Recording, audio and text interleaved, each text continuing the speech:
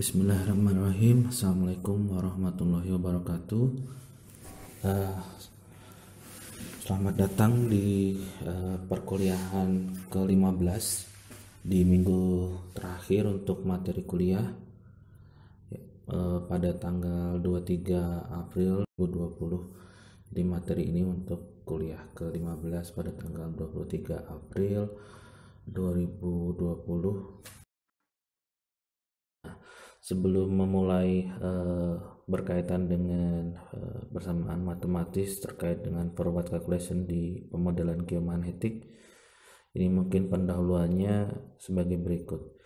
Jadi setelah ada penjelasan terkait dengan teori dasar akuisisi, kemudian pengolahan data, dan juga mungkin sekilas interpretasi.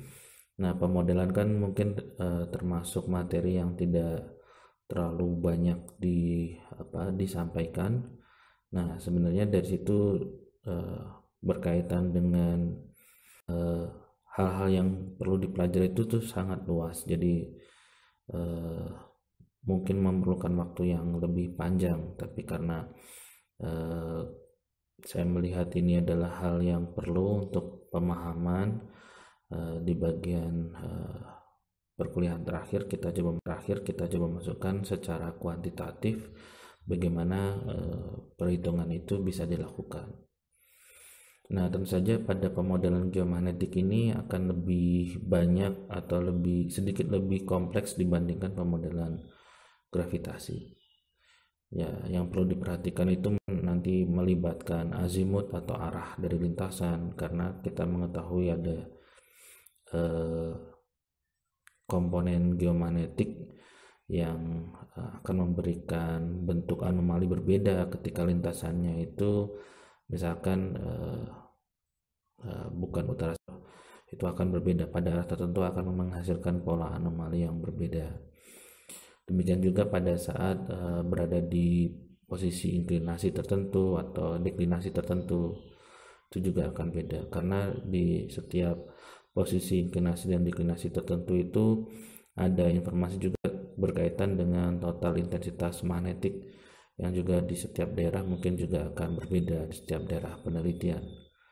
Kemudian kalau suseptibilitas magnetik itu hampir sama seperti densitas pada gravity, jadi parameter fisiknya kalau geomagnetik adalah suseptibilitas magnetik.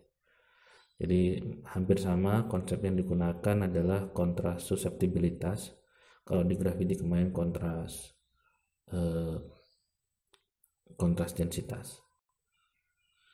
Oke, terus kemudian yang terakhir ya seperti biasa itu berkaitan dengan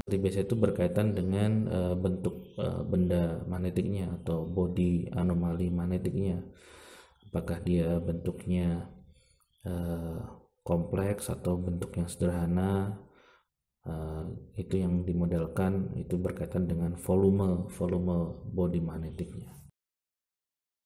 Resume dari beberapa bab yang saya ambil dari buku teks Blakely tahun 95, ada juga yang menyebutkan Blakely tahun 96. Nah, di situ kalau diingat lagi dulu mungkin sudah pernah belajar di teori potensial, nah berkaitan dengan dipole moment dan potensial untuk dipole.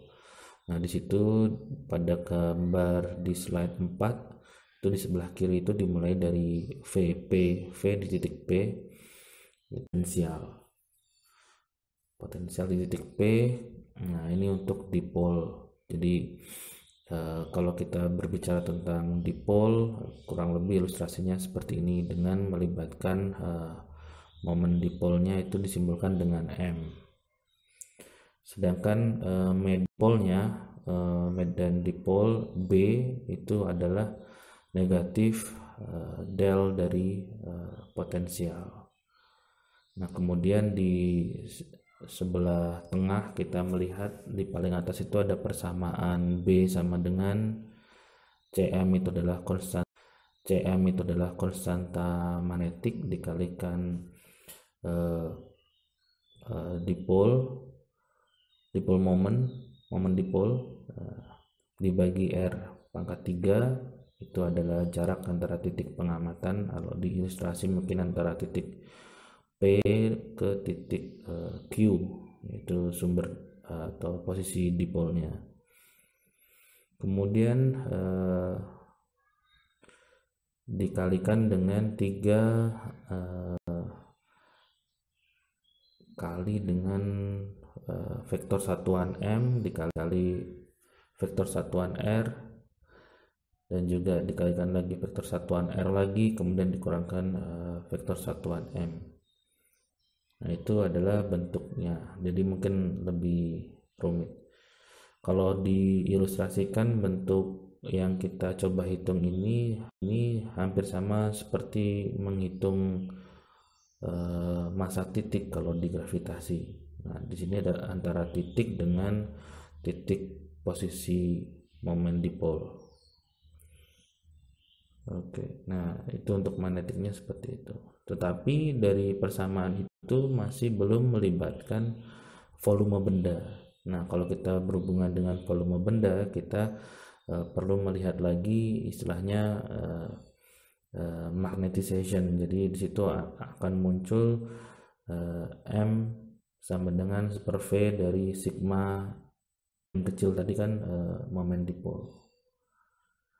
Oke.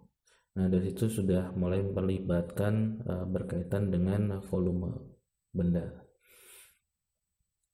Nah, di posisi atau ketika kita ingin menghitung magnetik induksi pada titik P akibat yang memiliki volume tertentu, maka persamaannya menjadi lebih panjang lagi karena di situ ada integral dV.